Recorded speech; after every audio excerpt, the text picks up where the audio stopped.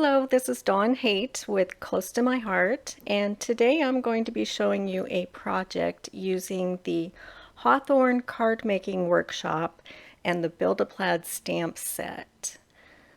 The Hawthorn card making workshop is available for only a few more days. It's in the September-October catalog, and the Build-a-Plaid stamp set is in the core catalog, so it's available all year.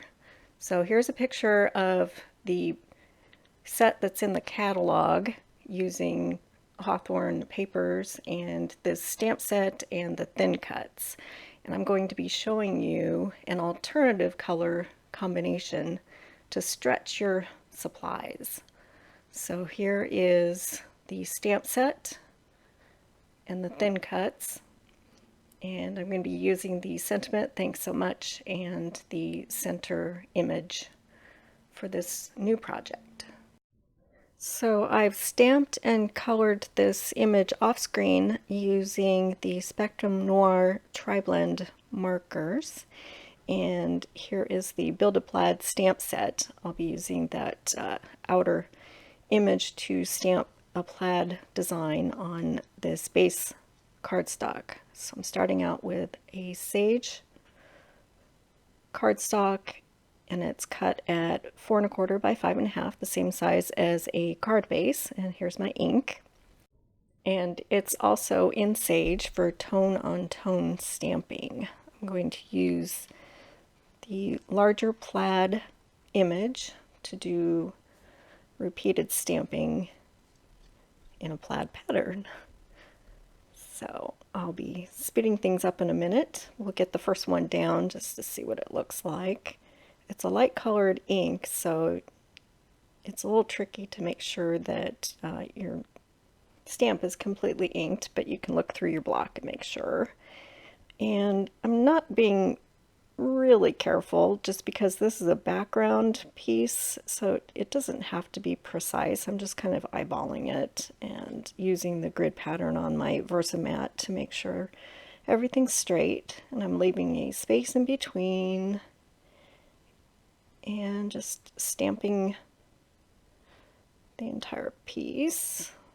Pretty soon I'll be turning it. I'll stamp the other direction. I had to look up a couple images of plaid. It's kind of something you see every day, but you don't really think about the particulars and details. So got this down, and then it needed a little something extra, so I'm adding a thin line with the Evergreen ink. This is one of those stamp sets that once you start using it and seeing the possibilities, you just keep wanting to make different background pieces. So I'm going to have some fun changing up the colors and designs. And it's just, there's a million possibilities with all of the different images that are in the stamp set. You just change up your colors for the season or whatever your project is to match. And so now I'm ready to start assembling the card. This is my card base, and then I'll glue the background piece directly to it. I like to use the Bonding Memories glue stick.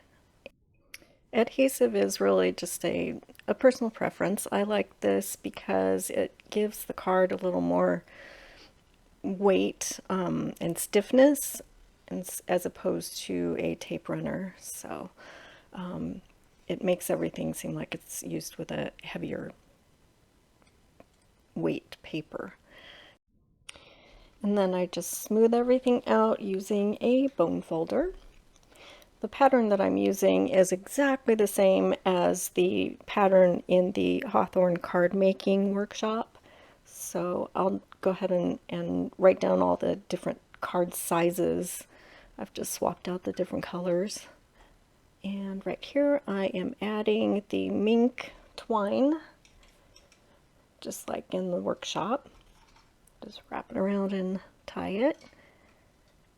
And then I will be speeding things up again and adding foam tape, popping this one up, and then popping up the center image. If you like the center image and the sentiments in this workshop, keep in mind that it is only available until the end of the month.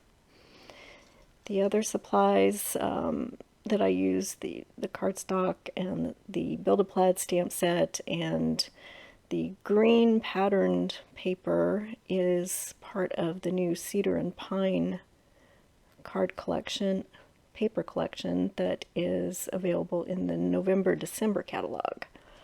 So that is currently available. It went live October 15th.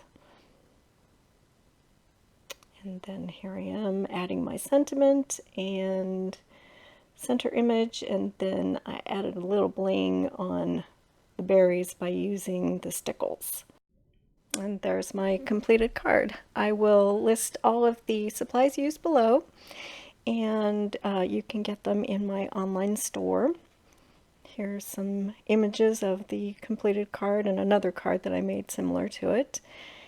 I appreciate you hanging in there with me and watching, and if you would hit the subscribe button, I would really appreciate it. Thanks for your time.